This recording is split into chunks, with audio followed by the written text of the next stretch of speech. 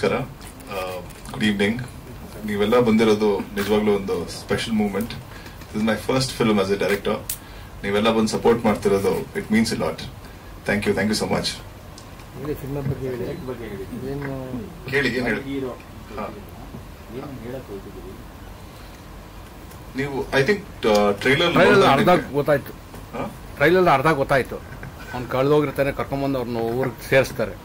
ಹೌದು, based on true events ಅಂತ ಹಾಕಿದ್ರಿ. ಯಾವುದು, ಎಲ್ಲಾಗಿದ್ದು, ಯಾವಾಗ ಆಗಿದ್ದು, ಅದೊಂದು ಒಂಚೂರು ಡೀಟೇಲ್ಸ್. ಅಂದ್ರೆ ಹಿಂದೆ ಮಿಸ್ಸಿಂಗ್ ಬಾಯ್ ಅಂತ ಸಂಘಟನೆ ಅದು ಕೂಡ ಇದೇ ಥರ ಹುಡುಗ ಕಳೆದೋಗುತ್ತಾರೆ, ಸೇರಿಸೋಗುತ್ತಾರೆ.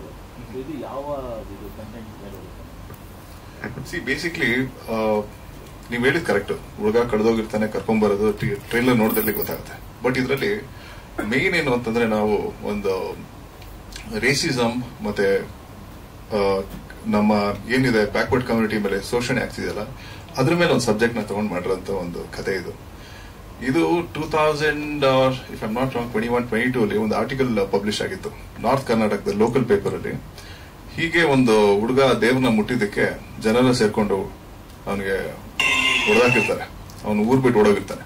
ಸೊ ಆ ಒಂದು ಇನ್ಸಿಡೆಂಟ್ ಮೇಲೆ ಮತ್ತೆ ಫಾರಿನರ್ ಇಂಡಿಯಾಗೆ ಬರೋದು ಒಂದು ಇನ್ಸ್ಪಿರೇಷನ್ ಅಂತಂದ್ರೆ, ನಮ್ಮ ಸಿಲ್ವಸ್ಟರ್ ಸ್ಟೆಲನ್ ಇದಾರಲ್ಲ, ಅವರ ಮಗ ಸತ್ತಾಗ 2009-10 ಅರೌಂಡ್ ದಟ್ ಟೈಮ್ ಅವ್ರು ಇಂಡಿಯಾಗೆ ಬಂದು ವಾರಣಾಸಿಲಿ ಒಂದು ಶ್ರಾದ್ದ ಪೂಜೆ ಅಂತಾರಲ್ಲ ಅದನ್ನ ಮಾಡಿಸಿರ್ತಾರೆ. So that is something which is very you know interesting. Because west ಅಲ್ಲಿ ನಮ್ಮ ಇಂಡಿಯಾನ ಇನ್ನೂ ಅಂದ್ರೆ ನಮ್ಮ ವೇದಿಕ್ ಕಲ್ಚರ್ ನ ಫಾಲೋ ಮಾಡ್ತಾರಲ್ಲ. ಇದೊಂದೇ ಅಲ್ಲ, ಇವನ್ ರಸ್ಟಿ ಟಿಂಡರ್ ಇದಾರಲ್ಲ ಮ್ಯೂಸಿಕ್ ಡೈರೆಕ್ಟರ್, ಅವರೆಲ್ಲ ಹಿಂದೂಯಿಸಮ್ ನ ಫಾಲೋ ಮಾಡ್ತಾರೆ. ಈವನ್ ಜಿಲಾಲ್ he knew about Hinduism. So ನಾವು ಅಲ್ಲೂ ಕೆಲಸ ಮಾಡ್ತಿರ್ಬೇಕಾದ್ರೆ ನಮ್ಮ ಇಂಡಿಯಾ ಬಗ್ಗೆ ಎಷ್ಟು ತಿಳ್ಕೊಂಡು, ಅವ್ರು ಇಂಡಿಯಾಗೆ ಬಂದಿಲ್ಲ ಬಟ್ ನಮ್ಮ ಹಿಂದೂಯಿಸಮ್ ಬಗ್ಗೆ ಬಹಳ ತಿಳ್ಕೊಂಡಿದ್ದಾರೆ. ಸೊ ಇದೆಲ್ಲ ಒಂದು ಇನ್ಸಿಡೆಂಟ್ ಇಟ್ಕೊಂಡು ನಾವೊಂದು ಈ ಕಥೆನ ಮಾಡಿದ್ವಿ.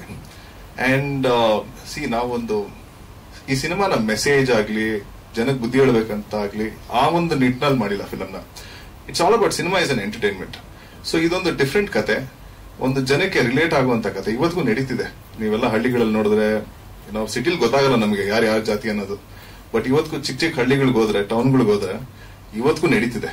ಯಾರ ಮನೇಲಿ ಯಾವ ಜಾತಿ, ಊರ ಹಬ್ಬಗಳಾದ್ರೆ ಅವ್ರಿಗೆ ಬೇರೆ ಪದ್ಧತಿಗಳಿರುತ್ತೆ, ಇವ್ರಿಗೆ ಬೇರೆ ಪದ್ಧತಿ ಇರುತ್ತೆ. ಸೊ ಇದೆಲ್ಲ ನಡೀತಿರೋದ್ರಿಂದ ವೆರಿ ರಿಲೇಟಬಲ್. ಇವನ್ ಇದು ವೆಸ್ಟ್ ಅಲ್ಲಿ ತಗೊಂಡ್ರೆ ಬ್ಲಾಕ್ಸ್ ಅಂಡ್ ವೈಟ್ಸ್ ಮಧ್ಯೆ ನಡೀತಾ ಇದೆ. ನೀವು ಮಿಡ್ಲ್ ಈಸ್ಟ್ ಅಲ್ಲಿ ತಗೊಂಡ್ರೆ ಶಿಯಾ ಸುನ್ನೀಸ್ ಮುಸ್ಲಿಮ್ಸ್ ಅಲ್ಲೂ ಇದೆ, ಪ್ರತಿಯೊಂದು ಆಫ್ರಿಕನ್ ಕಂಟ್ರೀಸ್ ಅಲ್ಲೂ ಇದೆ. So discrimination I think human nature, ಅದು ಶ್ರೀಮಂತರು ಬಡವರಲ್ಲಿದೆ. ಸೊ ಇದೆಲ್ಲ ನಡೀತಿರೋದ್ರಿಂದ ಅಂದ್ರೆ ದೊಡ್ಡ ದೊಡ್ಡ ಕಮ್ಯುನಿಟಿ, ಸ್ಮಾಲ್ ಮೈನಾರಿಟೀಸ್ ಮೇಲಿದೆ. ಸೊ ಈ ತರ ಒಂದು ವಿಚ್ ಇಸ್ ವೆರಿ ರಿಲೇಟಬಲ್. ಇವತ್ತಿನ ಸಮಾಜದಲ್ಲಿ ಅದು ನಡೀತಿರೋದ್ರಿಂದ ಈ ಒಂದು ಕಥೆನ ತಗೊಂಡ್ವಿ, ವಿಚ್ ಇಸ್ ವೆರಿ ರಿಲೇಟಬಲ್ ಅಂತ. ಮೆಸೇಜ್ ಕೊಡ್ಬೇಕು, ಬುದ್ಧಿ ಹೇಳ್ಬೇಕು ಅನ್ನೋ ಒಂದು ಜನ ನಮ್ಗಿಂತ ಬಹಳ ಬುದ್ಧಿವಂತರಿದ್ದಾರೆ, ಯಾವ್ದನ್ನ ತಗೋಬೇಕು ಬಿಡ್ಬೇಕು ಅನ್ನೋದು. ಇದೊಂದು entertainment, cinema is an entertainment. ಒಂದು ಕಮರ್ಷಿಯಲ್ ಆಂಗಲ್ ತಗೊಂಡಿದ್ವಿ. This is not very slow paced ಒಂದು ಆರ್ಟ್ ಫಿಲ್ಮ್ ತರ ಅಲ್ಲ, ಪ್ರಾಪರ್ ಕಮರ್ಷಿಯಲ್ ಫಿಲ್ಮ್ ತರಾನೇ ಮಾಡಿರುವಂತ ಫಿಲ್ಮ್ ಇದು.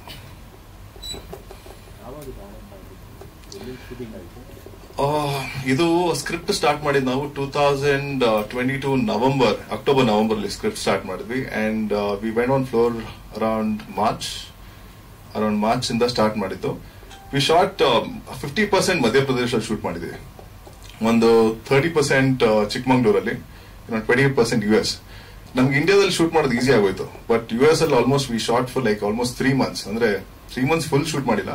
ಬಟ್ ನಮ್ ಪರ್ಮಿಷನ್ಸ್ ಆಗ್ಲಿ, ಆಮೇಲೆ ಟ್ರಾವೆಲ್ ಸಾಂಗ್ ಇರೋದ್ರಿಂದ ಆಗ್ಲಿ, ಬೇರೆ ಬೇರೆ ಟೈಮ್ಗಳಲ್ಲಿ ಮಾಡೋದಾಯ್ತು. ಆಲ್ಮೋಸ್ಟ್ ಒಂದು 10-15 days ಶೂಟ್ ಮಾಡಿದ್ವಿ. But it took almost 3 months ನಾವು ಮಾಡೋದಕ್ಕೆ. ಇವಾಗ ಆಗಸ್ಟ್ 30th ರಿಲೀಸ್ ಮಾಡಬೇಕು ಅಂತ. ಸೊ ಇವಾಗ ಸದ್ಯಕ್ಕೆ ಇಂಡಿಯಾದಲ್ಲಿ ಸ್ಟಾರ್ಟ್ ಮಾಡ್ತಾ ಇದೀವಿ, ರಿಲೀಸ್ ಮಾಡ್ತಾ ಇದೀವಿ. AMC ಹತ್ರ ಮಾತಾಡಿದ್ವಿ, US ಅಲ್ಲಿ ಸ್ಟೇಜ್ ಬೈ ಸ್ಟೇಜ್ ಮಾಡೋಣ. ಬಿಕಾಸ್ ಮಾರ್ಕೆಟಿಂಗ್ ಅನ್ನೋದು it's a very big thing. ಅಂದ್ರೆ ಎಲ್ಲ ಒಟ್ಟಿಗೆ ಮಾರ್ಕೆಟ್ ಮಾಡೋದು ಕಷ್ಟ ಆಗುತ್ತೆ. ಸೊ ಸ್ಟೇಜ್ ವೈಸ್ ಇಲ್ಲಿ ಮಾಡ್ತಾ ಇದೀವಿ. ಇವಾಗ ಚೈನೀಸ್ ಕಂಪ್ನಿ ಒಬ್ರು ತೈವಾನ್ ಇಂದ ನಮಗೆ ಇಮೇಲ್ಸ್ ಅಲ್ಲಿ ಇನ್ನೂ ಮಾತಾಡ್ತಾ ಇದೀವಿ. ಅವ್ರ ರೈಟ್ಸ್ ನ ಬೈ ಮಾಡ್ಬೇಕು ಅಂತಿದ್ದಾರೆ. ಸೊ ಅದು ಇನ್ನೂ ಟಾಕ್ಸ್ ಅಲ್ಲಿ ಇದೆ. ಇವತ್ತಿಲ್ಲ ನಾಳೆ ಗೊತ್ತಾಗುತ್ತೆ. ನಮ್ಗಾಯ್ತು ಅಂತಂದ್ರೆ will sell the Chinese rights ಅಂತಂದ್ರೆ ಈ ಮಿಡ್ಲ್ ಈಸ್ಟ್ ಯಾವ್ದು 11 ಲ್ಯಾಂಗ್ವೇಜಸ್ ಇದೆಯಲ್ಲ ಅದನ್ನ ತಗೋಬೇಕು ಅಂತಾರೆ. ಡಬ್ಬಿಂಗ್ ಅಂದ್ರೆ ಅವರು ಅಲ್ಲಿ ರಿಲೀಸ್ ಮಾಡ್ಬೇಕು ಅಂತಿದ್ದಾರೆ. ಸೊ ಡಬ್ಬಿಂಗ್ ರೈಟ್ಸ್ ನ ಕೊಡ್ಬೇಕು ಅಂತಿದ್ದೀವಿ. ಸೊ ಅದಿನ್ನೂ ಫೈನಲ್ ಆಗ್ಬೇಕು. ಈ PVR ಐನಾಕ್ಸ್ ಕೊಲಾಬ್ರೇಷನ್ ಯಾವ ತರ? ಓನ್ಲಿ PVR ಚೈನಲ್ಲಿ ಮಾತ್ರ ರಿಲೀಸ್ ಅಂತನಾ ಅಥವಾ ಯಾವ ತರ? ಇಲ್ಲ, ಪ್ರೀವಿಯರ್ ಇಂಡಿಯಾ ರಿಲೀಸ್ ನ ತಗೊಂಡಿದ್ದಾರೆ. So all the metropolitan cities. So majorly ಬ್ಯಾಂಗ್ಳೂರಲ್ಲಿ ಇರುತ್ತೆ. ಅದಾದ್ಮೇಲೆ Mumbai, Delhi, Hyderabad. Since 60 to 70% English ಅಲ್ಲಿ ಇರೋದ್ರಿಂದ ಸೊ ಅದು ನಾಟ್ ಓನ್ಲಿ ಇದು ಸಿಂಗಲ್ ಥಿಯೇಟರ್ಸ್ ಅಲ್ಲೂ ಮಾಡ್ತಾರಾ? ಇಲ್ಲ, ನಾವು ಬರೀ PVR ಅಲ್ಲಿ ಮಾತ್ರ Only ಮಾಡ್ತಾ PVR ಇದ್ದೀವಿ. release. Yes, PVR Inox release ಇದೆ. ಸಿನ್ಸ್ ಅವ್ರ ಹತ್ರ ಒಂದು ಆಲ್ಮೋಸ್ಟ್ 80% ಮಾರ್ಕೆಟ್ ಶೇರ್ ಇದೆ ಮಲ್ಟಿಪ್ಲೆಕ್ಸ್. ಸೊ ಹಾಗಾಗಿ ಆಲ್ ದ ಮೇಜರ್ ಸಿಟೀಸ್ ಅಲ್ಲಿ ಸ್ಟಾರ್ಟ್ ಮಾಡ್ಬೇಕಾದ್ರೆ I think will have couple of shows. ಬೇರೆ ಬೇರೆ ಮೇಜರ್ ಸಿಟೀಸ್ ನಮ್ಮಲ್ಲಿ ಒಂದು 10 ಶೋ ಇರ್ಬೋದು. ಆಮೇಲೆ ನೋಡೋಣ, ರೆಸ್ಪಾನ್ಸ್ ನೋಡ್ಕೊಂಡು then will expand. Song recording ಎಲ್ಲ ಅಲ್ಲೇ ಮಾಡಿದ್ರು. ಇಲ್ಲ, ಸಾಂಗ್ ಇಂಗ್ಲಿಷ್ ಸಾಂಗ್ ಇದಲ್ಲ, ಅದು ಲಾಸ್ ಏಂಜಲ್ಸ್ ಅಲ್ಲಿ ಆಯ್ತು. ಹಾಲಿವುಡ್ ಅಲ್ಲೇ ಮಾಡಿದ್ವಿ. ಬೇರೆ ಎಲ್ಲೂ ಹಾಲಿವುಡ್ ಅಲ್ಲೇ ಮಾಡಿತ್ತು. ಸ್ಟುಡಿಯೋದಲ್ಲಿ ಅಲ್ಲಿ ರೆಕಾರ್ಡ್ ಮಾಡಿದ್ವಿ. ಅದಾದ್ಮೇಲೆ ಗಗನ್ ಬದಾರಿ ಅವರ ಸ್ಟುಡಿಯೋದಲ್ಲಿ ಇಲ್ಲಿ ಒಂದು 3 ಸಾಂಗ್ ನ ಮಾಡಿದ್ವಿ. ಆಮೇಲೆ ಒಂದು ಸಾಂಗ್ ಮನೋಹರ್ ಸರ್ ಮಾಡಿದ್ದಾರೆ. ಆರ್ಟಿಸ್ಟ್ಗಳೆಲ್ಲ ಕಾಂಟ್ಯಾಕ್ಟ್ ಮಾಡಿದ್ರು. ಹೌದು. ಈಗ ಆ ಕಾನ್ವರ್ಸೇಷನ್ ಎಲ್ಲ ಇದೆಯಲ್ಲ, ಅದು ಇಂಗ್ಲಿಷ್ ಅಲ್ಲಿ ಅದನ್ನ ಏನಾದ್ರು ಕನ್ನಡದಲ್ಲಿ ಸಬ್ಟೈಟ್ಲ್ ಬರುತ್ತಾ ಅಥವಾ ಆ ಸಬ್ಟೈಟ್ಲ್ ಹೆಂಗಿರುತ್ತೆ ಆ ಭಾಗದ? ಸೊ ನಾವು actually since all India plan ಮಾಡೋದ್ರಿಂದ ನಾವು ಕಾಮನ್ ಆಗಿ ಇಂಗ್ಲಿಷ್ ಸಬ್ಟೈಟ್ಲ್ ಇರುತ್ತೆ. ಇಂಗ್ಲಿಷ್ ಅಂಡ್ ಐ ಥಿಂಕ್ ನಮ್ಗೆ ಏನ್ ಅನ್ಸುತ್ತೆ ಅಂದ್ರೆ ಇದು ಮೆಟ್ರೋಪಾಲಿಟನ್ ಸಿಟೀಸ್ ಅಲ್ಲಿ ರಿಲೀಸ್ ಆಗ್ತಿರೋದ್ರಿಂದ English has become a common language, ಒಂದು ನ್ಯೂಟ್ರಲ್ ಲ್ಯಾಂಗ್ವೇಜ್ ಆಗೋಗಿದೆ. ಪ್ರತಿಯೊಬ್ಬರಿಗೆ ಐ ಥಿಂಕ್ ಬೇಸಿಕ್ ಅಂತೂ ಅರ್ಥ ಆಗುತ್ತೆ. ಅಂಡ್ ತುಂಬಾ ಅಷ್ಟೊಂದು ಕಷ್ಟವಾದ ವರ್ಡ್ಸ್ ಗಳನ್ನ ಯೂಸ್ ಮಾಡಿಲ್ಲ. ಪೋರ್ಷನ್ ಎಷ್ಟಿರುತ್ತೆ ಅಂದ್ರೆ ಅವರಿಬ್ಬರ ಅಥವಾ ಇಂಗ್ಲಿಷ್ ಆಲ್ಮೋಸ್ಟ್ 60% ಇದೆ ಫಿಲ್ಮ್ ಅಲ್ಲಿ. 60% ಇದೆ. ಅಂಡ್ ಇವನ್ ಸೆನ್ಸರ್ ಆಗಿರೋದು ಹಂಗೇನೆ. ಇದು Kannada film part English, part Hindi ಅಂತ ಕೊಟ್ಟಿದ್ದಾರೆ. 50% ಅಲ್ಲ ಅದಕ್ಕೆ. ಎಸ್, ಇಂಗ್ಲಿಷ್ ಅಲ್ಲಿ ಇದೆ. 70% ಇಂಗ್ಲಿಷ್ ಇದೆ, ಕನ್ನಡ ಸಿನಿಮಾ ಅಂತ ಕನ್ನಡ ಸಿನಿಮಾ ಕನ್ನಡ ಫಿಲ್ಮ್ ಅಂತಾನೆ ಮಾಡಿದ್ದಾರೆ. ಅಂದ್ರೆ 60% ಇಂಗ್ಲಿಷ್ ಇದೆ, ಬಟ್ ಕನ್ನಡ ಅಂತಾನೆ ಸೆನ್ಸರ್ ಮಾಡಿದ್ದಾರೆ. ಬಟ್ ಸಿ, ಲ್ಯಾಂಗ್ವೇಜ್ ಒಂದೇ ಅಂತಲ್ಲ, ಕತೆ ಬಂದು ಕನ್ನಡದ್ದು, ಆರ್ಟಿಸ್ಟ್ಗಳು ಕನ್ನಡದ್ದು, ಕತೆ ಕನ್ನಡದಿರೋದ್ರಿಂದ ಲ್ಯಾಂಗ್ವೇಜ್ ಮಾತ್ರ. ಸಿ, ನಾವು ಅಮೆರಿಕನ್ ಕೈಯಲ್ಲಿ ಕನ್ನಡ ಮಾತಾಡ್ಸಕ್ಕಾಗಲ್ಲ, ಅಥವಾ ಮಧ್ಯಪ್ರದೇಶಲ್ಲಿ ನಾವು ಕನ್ನಡ ಮಾತಾಡಕ್ಕಾಗಲ್ಲ, ಇಲ್ಲ ಅವ್ರು ಇಲ್ಲಿ ಹಿಂದಿ ಮಾತಾಡಕ್ಕಾಗಲ್ಲ. ಸೊ ಹಾಗಾಗಿ ನಾವು ರಿಯಲ್ ಟೈಮ್ ನ್ಯಾಚುರಲ್ ಆಗಿ ಇಡ್ಬೇಕು ಅಂದಾಗ ಅಮೆರಿಕನ್ ಮತ್ತೆ ಹುಡುಗ ಇಂಗ್ಲಿಷ್ ಅಲ್ಲಿ ಮಾತಾಡ್ಲೇಬೇಕಾಗುತ್ತೆ. ಬಟ್ ಕತೆ ಬಂದು ಕನ್ನಡದ್ದು ಅಲ್ವಾ? ಸೊ ಹಾಗಾಗಿ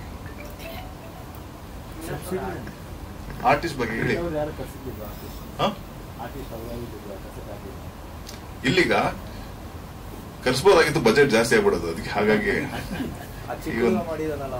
ಬಟ್ ಪೂಜೆಗೆ ಬಂದಿರಲ್ಲ, ಮುಹೂರ್ತಕ್ಕೆ ಬಂದಿರಲ್ಲ. ಶೂಟಿಂಗ್ ಬಂದಿದ್ರು, ಮುಹೂರ್ತ ಅಂಡ್ ಶೂಟಿಂಗ್ ಎಲ್ಲ ಒಟ್ಟಿಗೆ ಕರ್ಸಿದ್ವಿ ಅವ್ರನ್ನ. ತಿರ್ಗಾ ಮತ್ತೆ ಕರ್ಸ್ಬೇಕು ಅಂತ ಗೊತ್ತಲ್ಲ, ಬಜೆಟ್ ಜಾಸ್ತಿ ಆಗ್ಬಿಡುತ್ತೆ. ಹುಡುಗನ ಮುಂದೆ ಪ್ರಮೋಷನ್ಸ್ ಬರ್ತಾನೆ, ಇವತ್ತು ಬರಕ್ಕಾಗಿಲ್ಲ ಅವ್ರಿಗೆ.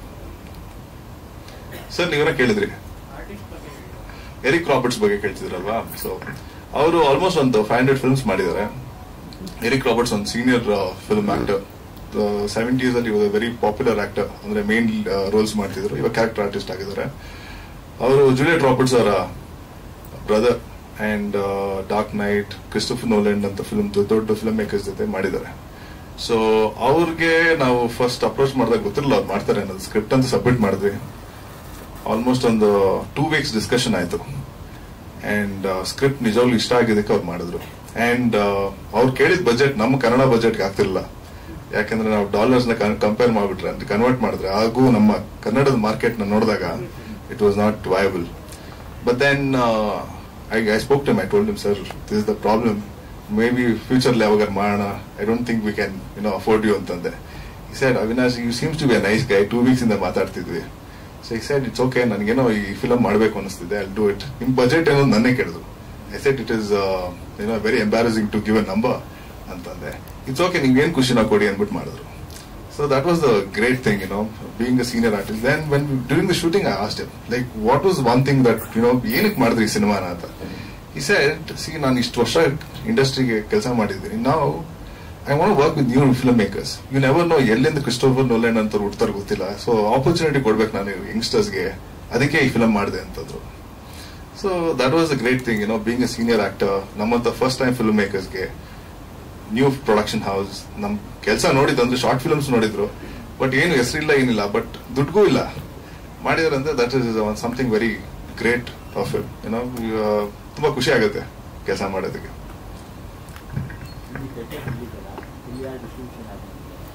ನಮಗೆ PVR ಡೈರೆಕ್ಟ್ ಡಿಸ್ಟ್ರಿಬ್ಯೂಟರ್ಸ್. ಅವ್ರು ನೋಡಿದ್ದಾರೆ.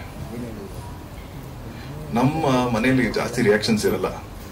ನೀವು ಇವನ್ ಟ್ರೈಲರ್ ನಾನು ಕಟ್ ಮಾಡಿ ಫಸ್ಟ್ ಟೈಮ್ ಕಳಿಸಿದಾಗ ವಾಟ್ಸ್ಆಪ್ ಅಲ್ಲಿ ಹೆಂಗಿದೆ ಅಂತ ಕೇಳಿದೆ, ಹಿಂಗ್ ಥಮ್ಸ್ ಅಪ್ ಬಂತು ಅಷ್ಟೇ. ಆ ಕಡೆಯಿಂದ ಥಮ್ಸ್ ಅಪ್ ಬಂತು, ಅವಾಗ್ಲೇ ಅರ್ಥ ಮಾಡ್ಕೊಂಡೆ. ನಮ್ಮ ಮನೇಲಿ ಯಾವ್ದಕ್ಕೂ ಎಕ್ಸೈಟ್ ಆಗಲ್ಲ ಜಾಸ್ತಿ.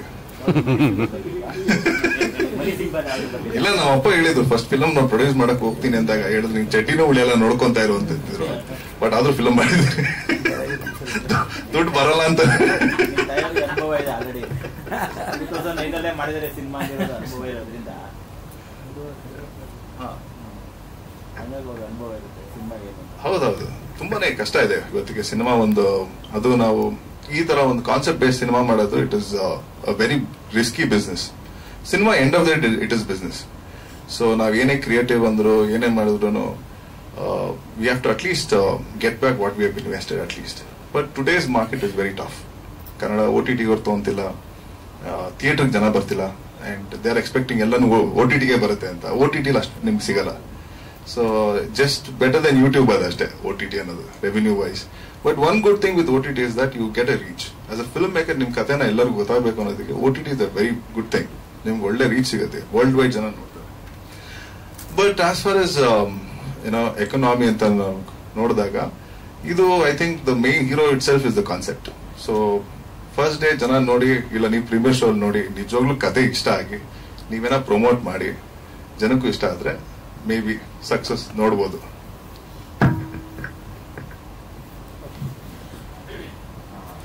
Thank you. ಹಾಗೆ ಈಗ ನಮ್ಮ ಸಂಗೀತ ಬೆಂಬಳಿರಿಯ ಮಾತಾಡ್ತಾ ಇದ್ದೀನಿ. Thank you so much for all your support for coming today, and thank you Avinash for giving me the opportunity to be a part of this film. It's a very wonderful film that I worked on. ಈ ಸಿನಿಮಾಗೆ ನಾನು 3 song compose ಮಾಡಿದ್ದೀನಿ. So 1 song ಬಂದು ಹಿಂದಿಯಲ್ಲಿದೆ, ಆಮೇಲೆ ಎರಡು song ಬಂದು ಕನ್ನಡದಲ್ಲಿದೆ. So total 3 songs ನಾನು ಮಾಡಿದ್ದೀನಿ. ಆಮೇಲೆ ಬಿ ಮನೋಹರ್ ಜೋಶಿ ಅವರು ಬ್ಯಾಕ್ಗ್ರೌಂಡ್ ಸ್ಕೋರ್ ಮಾಡಿದ್ದಾರೆ ಈ ಸಿನಿಮಾಗೋಸ್ಕರ.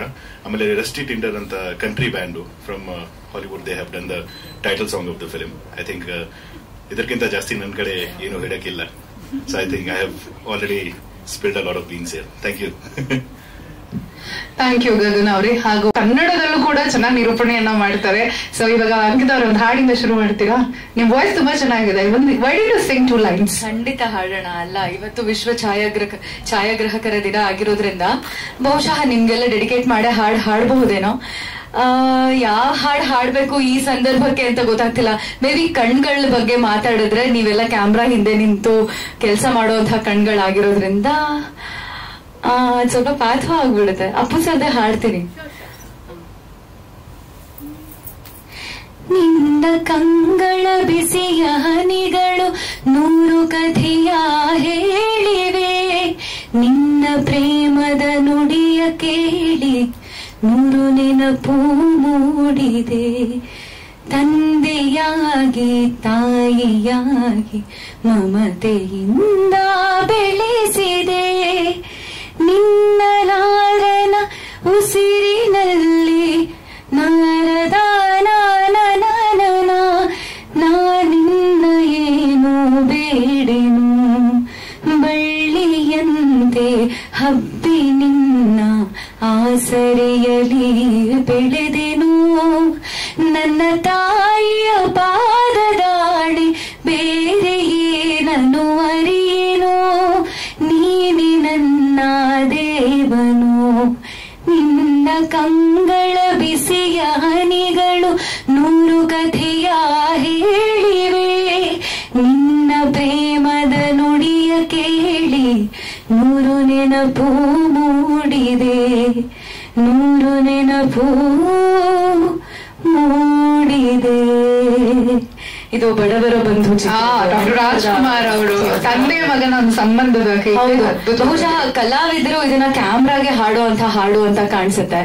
ನಾನೇನು ನಂಬಿಲ್ಲ, ನಾನು ನಿನ್ನನ್ನೇ ನಂಬಿದ್ದೀನಿ, ನಾನು ನಿನ್ ಮುಂದೆನೆ ಆಕ್ಟ್ ಮಾಡ್ತೀನಿ, ನೀನ್ ಏನೇನ್ ನನ್ನನ್ನ ಕ್ಯಾಪ್ಚರ್ ಮಾಡ್ತೀಯ, ನಾನು ಯಾವ್ಯಾವೆಲ್ಲ ಭಾವನೆಗಳನ್ನ ಕ್ಯಾಪ್ಚರ್ ಮಾಡ್ತೀಯ ಅದನ್ನ ತಗೋ, ಇಷ್ಟೇ ನನ್ ಕಡೆಯಿಂದ ಕೊಡೋದಕ್ಕಾಗೋದು.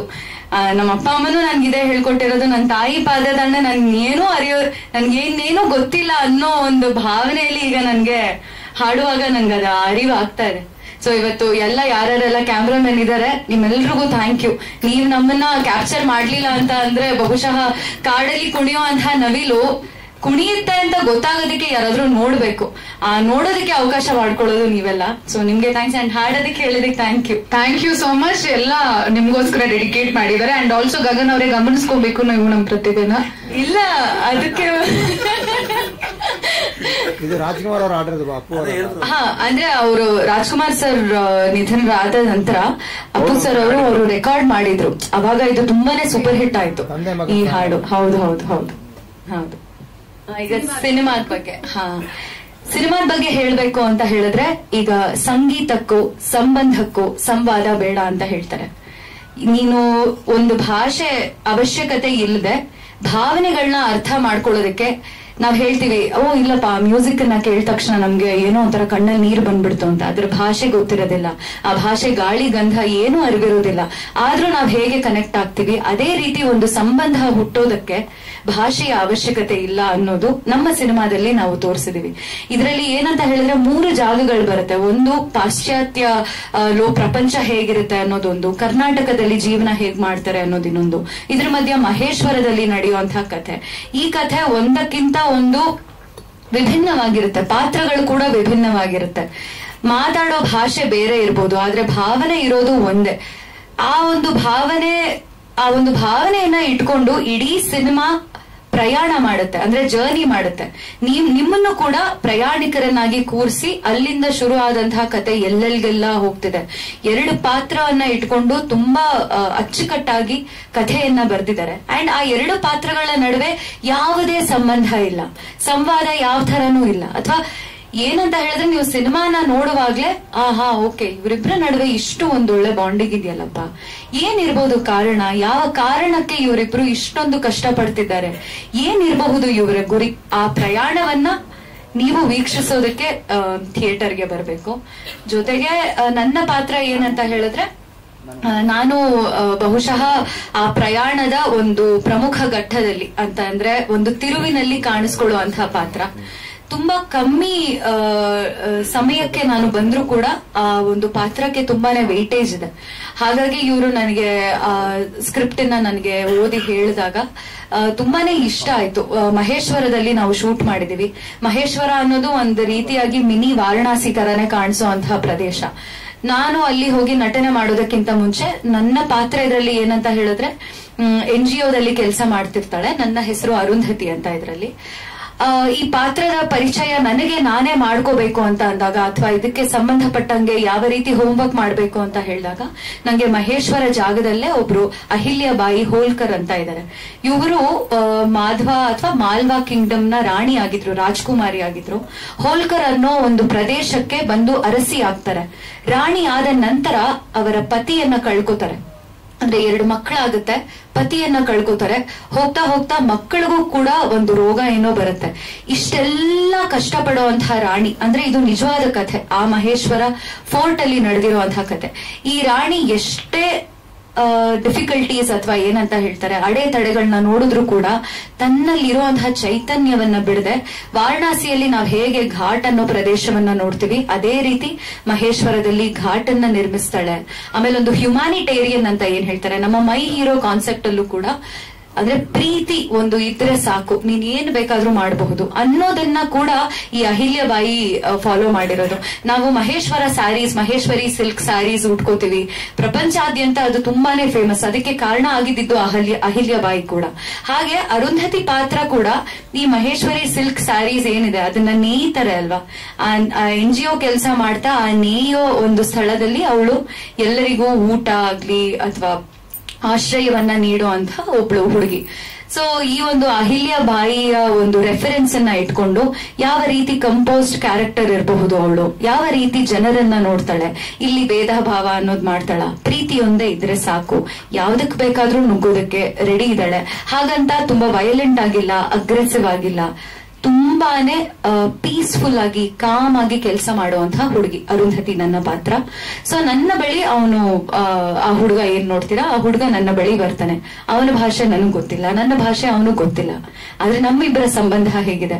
ಅದಾದ ನಂತರ ಯಾವ್ದೋ ಫಾರಿನರ್ ಎಲ್ಲಿಂದನೋ ಬರೋನ್ ಹತ್ರ ನಾನೇನ್ ಮಾತಾಡ್ತೀನಿ, ಇದೆಲ್ಲ ಈ ಚಿತ್ರದಲ್ಲಿ ಇದೆ. ಅಂಡ್ ತುಂಬಾ ಚೆನ್ನಾಗಿ ಸ್ಟೋರಿ ಬರೆದಿದ್ದಾರೆ. ಎಲ್ಲದಕ್ಕೂ ಈ ಸಿನಿಮಾದ ಕೊನೆಯಲ್ಲಿ ಯಾತಕ್ಕಾಗಿ ಹೀಗಾಯ್ತು, ಯಾವುದಕ್ಕೋಸ್ಕರ ಈ ತರ ಎಲ್ಲ ಆಗ್ತಿದೆ ಅನ್ನೋದಕ್ಕೆ ಈ ಎಲ್ಲಾ ಕಾರಣಗಳಿಗೂ ನಿಮ್ಗೆ ಉತ್ತರ ಸಿಗುತ್ತೆ ನೀವು ಸಿನಿಮಾ ಕೊನೆಯಲ್ಲಿ ನೋಡಿದಾಗ. ಸೊ ಇದಿಷ್ಟು ನನಗೆ ಗೊತ್ತಿರೋದು ನಮ್ಮ ಸಿನಿಮಾದ ಬಗ್ಗೆ. ಸೊ ಕರೆಕ್ಟ್ ಆಗಿ ನಿರ್ದೇಶನ ಗೊತ್ತಾದ್ರೆ ಸಾಕು, ಅಚ್ಚುಕಟ್ಟಾಗಿ ಹೇಳಿದ್ವಿ. ಅವ್ರ ಮಾತ್ರ ನಾನು ಅಚ್ಚುಕಟ್ಟಾಗಿ ಬಿಡಿ ಬಿಡಿಯಾಗಿ ಹೇಳ್ಬೇಕು. ಡೈರೆಕ್ಟರ್ಗೆ ನಮ್ಗೆ ಒಂಥರ ಏನೋ ಸಾಕಾಗ್ತಿದೆ. ಡೈರೆಕ್ಟರ್ ನೀವಾ? ಅಯ್ಯೋ ಪ್ಲೀಸ್ ಇಲ್ಲ ನಿರ್ದೇಶಕರು ನಿರ್ಮಾಪಕರು ಏನಂತ ಹೇಳ್ತಾರೆ, ತಂದೆ ತಾಯಿ ಇದ್ದ ಹಾಗೆ. ತಂದೆ ಊಟ ಹಾಕ್ತಾನೆ ಅನ್ನೋದಕ್ಕೆ ಪ್ರೊಡ್ಯೂಸರ್ ತರ ತಂದೆ ನೀನ್ ಈ ಟೈಮಲ್ಲಿ ಊಟ ಮಾಡು, ಈ ಬಟ್ಟೆ ಹಾಕೋ ಹಂಗೆ ಹೇಳ್ತಾರೆ. ನಿರ್ದೇಶಕ ತಾಯಿ ತರ ಬೆಳೆಸೋದು, ಪಾತ್ರ ಪರಿಚಯ ಮಾಡೋದು, ಅದ್ರ ಪರಕಾಯ ಪ್ರವೇಶ ಹೇಗ್ ಮಾಡ್ಬೇಕು, ನೀನ್ ಹೇಗ್ ನಡ್ಕೋಬೇಕು ಸೊಸೈಟಿಲಿ ಅಂತ ಅಮ್ಮದ್ರೆ ಹೇಗ್ ಹೇಳ್ಕೊಡ್ತಾರೆ, ಅದೇ ತರ ನಿರ್ದೇಶಕನೂ ಅಷ್ಟೇ. ನೀನ್ ಸಿನಿಮಾದಲ್ಲಿ ಹೆಂಗಿರ್ಬೇಕು, ನೀನ್ ಹೆಂಗ್ ಆಕ್ಟ್ ಮಾಡ್ಬೇಕು, ಇವರ ಅಯ್ಯೋ ಡೈರೆಕ್ಟರ್ಸ್ ಲೆವೆಲ್ಗೆಲ್ಲ ನಾವು ಹೋಗಿ ಮಾತಾಡೋದಕ್ಕೆ ನಮ್ಗೆ ಬಹುಶಃ ಆ ಒಂದು ಅರ್ಹತೆನೇ ಇಲ್ಲ ಅಂತ ಕಾಣಿಸುತ್ತೆ. ಡೈರೆಕ್ಟರ್ ಕೆಲಸ ಮಾತಾಡ್ಸುತ್ತೆ, ಮಾತು ಕಡಿಮೆ ಅಷ್ಟೇ. ಖಂಡಿತ ಖಂಡಿತ ಖಂಡಿತ. ಹೌದು ಸರ್, ಮಹೇಶ್ವರಿ ಸಿಲ್ಕ್ ಅನ್ನೋ ಒಂದು ಸಾರಿ ಬಗ್ಗೆ ಕೇಳಿದ್ದೆ ಅಷ್ಟೇ. ಈಗ ಹೆಂಗೆ ನಾವು ಮೈಸೂರು ಸಿಲ್ಕ್ ಅಂತ ಮಾತಾಡ್ತೀವಿ ಅಲ್ವಾ, ಮೈಸೂರಿನ ಬಗ್ಗೆ ನಮ್ಗೆ ಹಿಸ್ಟ್ರಿನೇ ಗೊತ್ತಿರೋ, ಅಂದ್ರೆ ನಮಗ್ ಗೊತ್ತು, ಕರ್ನಾಟಕದವರಾಗಿರೋ ನಮಗ್ ಗೊತ್ತು. ಅಲ್ಲಿ ಈಗ ಬೇರೆ ಪ್ರದೇಶದಲ್ಲಿ ಇರೋರಿಗೆ ಮೈಸೂರು ಸಿಲ್ಕ್ ಸಾರಿ, ಮೈಸೂರು ಮಸಾಲೆ ದೋಸೆ, ಮೈಸೂರು ಪಾಕ್ ಅಂತ ಗೊತ್ತು. ಮೈಸೂರು ಅಂದ್ರೆ ಏನು, ಒಡೆಯರ ವಂಶದ ಬಗ್ಗೆ ಅವ್ರಿಗೆ ಗೊತ್ತಾ, ಯಾತಕ್ಕಾಗಿ ಇದು ಶುರು ಆಯ್ತು ಅನ್ನೋದು ಹೇಗೆ ಗೊತ್ತಿಲ್ವೋ ಹಾಗೆ ನಾನು ಮಹೇಶ್ವರಕ್ಕೆ ಹೋಗಕ್ಕಿಂತ ಮುಂಚೆ ಏನಿದು ಜಾಗ, ವಾರಣಾಸಿ ತರಾನೇ ಇದೆ, ಘಾಟ್ ಎಲ್ಲ ಇದೆ ಅಂತ ಹೇಳ್ತಾರೆ, ಮತ್ತೆ ಯಾಕದಷ್ಟು ಪಾಪ್ಯುಲರ್ ಆಗಿಲ್ಲ, ಅಲ್ಲೂ ಎಲ್ಲ ಈ ತರದೆಲ್ಲ ಅಸ್ಥಿ ವಿಸರ್ಜನೆಗಳು ನಡೆಯುತ್ತಾ, ಏನಿರಬಹುದು ಇದು ಅಂತ ನಾನು ಕೂತ್ ನೋಡಿದಾಗ ಇಲ್ಲಿ ಅಹಿಲ್ಯ ಬಾಯಿ ಅವರ ಬಗ್ಗೆ ಓದ್ದೆ.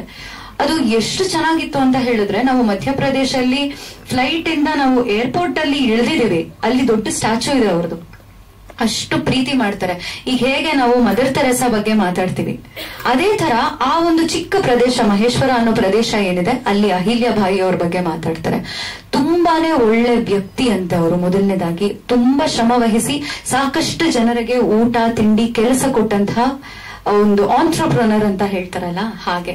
ನೀವಲ್ಲಿ ಹೋಗ್ಬೋದು. ಈಗ ನಾವು ಚನ್ನಪಟ್ಟಣಕ್ಕೆ ಹೋದ್ರೆ ಹೇಗೆ ಬೊಂಬೆಗಳ ಒಂದು ಸರಮಾಲೆಯ ಪಟ್ಟಣಗಳು ನಮ್ಗೆ ಕಾಣಿಸುತ್ತೆ, ಈ ಮನೆಯಲ್ಲೂ ಬೊಂಬೆ ಮಾಡ್ತಾರೆ, ಆ ಮನೆಯಲ್ಲೂ ಬೊಂಬೆ ಮಾಡ್ತಾರೆ, ಅದೇ ತರ ನಾವು ಮಹೇಶ್ವರಕ್ಕೆ ಹೋದ್ರೆ ಎಲ್ಲರ ಮನೆಯಲ್ಲೂ ಸೀರೆ ನೇಯ್ತಾ ಇದಾರೆ. ಅಂಡ್ ಎಷ್ಟು ಒಂದು ಸೀರೆ ನೇಯೋದಕ್ಕೆ ಎಷ್ಟೋ ಗಂಟೆಗಳು ಬೇಕಾಗುತ್ತೆ, ಅದಕ್ಕೆ ಅದರದೇ ಆದ ಬಣ್ಣ ತಗೊಳ್ಳೋದಕ್ಕೆ ತುಂಬಾ ಶ್ರಮ ವಹಿಸಿ ತುಂಬಾ ಪ್ರೀತಿಯಿಂದ ಮಾಡ್ತಾರೆ.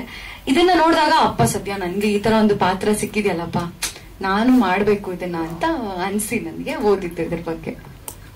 ಯಾವ್ದು ಫಸ್ಟ್ ಮಾಡಿದ್ದು? ಇಬ್ಬನಿನೇ ಫಸ್ಟ್ ಮಾಡಿದ್ದು. ಇಬ್ಬನಿ ನಡೆಯುವಾಗ ಸರ್ ನನ್ಗೆ ಕಾಲ್ ಮಾಡಿದ್ರು. ಅಂಡ್ ಇದು ಸ್ವಲ್ಪ ಸ್ಟೋರಿ ಬೇಸ್ಡ್ ಇರೋದ್ರಿಂದ ಮಾಡ್ಬೇಕು ಅಂತ ಅನ್ಸ್ತು. ಈಗ August 30 ಇದು ರಿಲೀಸ್ ಆದ್ರೆ ಸೆಪ್ಟೆಂಬರ್ 5ಕ್ಕೆ ಇಬ್ಬನಿ ತಬ್ಬಿದ ಎಳೆಯಲ್ಲಿ ರಿಲೀಸ್ ಆಗ್ತಿದೆ. ಅದ್ರ ಕುರಿತು ಅವತ್ತಿನ ಕನ್ನಡತಿ ರೋಲೇನಾ ಅಥವಾ ಮಧ್ಯಪ್ರದೇಶಲ್ಲಿರೋ ಮಹಿಳೆಯ ರೋಲ್? ಮಧ್ಯಪ್ರದೇಶಲ್ಲಿರೋ ಮಹಿಳೆಯ ರೋಲ್. ಕನ್ನಡತಿ ಇಲ್ಲ ಇಂಗ್ಲಿಷ್, ಹಿಂದಿ ಅಥವಾ ಇಂಗ್ಲಿಷ್. ಅದಕ್ಕೆ ನಾನು ಅವರ ರೆಫರೆನ್ಸ್ ನ ತಗೊಂಡಿದ್ದು. ಅವ್ರು ಯಾವ ರೀತಿ ಸೀರೆ ಉಟ್ಕೋತಾರೆ, ಹೇಗೆ ಡ್ರೆಸ್ ಹಾಕ್ತಾರೆ ಅನ್ನೋದದ್ದು ರೆಫರೆನ್ಸ್ ತಗೊಂಡಿದ್ದು. Thank you. ನಿಮ್ ಮಾತುಗಳ ಬಗ್ಗೆ ನಾನು ಏನ್ ಹೇಳಂಗಿಲ್ಲ, ಯಾಕಂದ್ರೆ ಕಾರ್ಯಕ್ರಮದ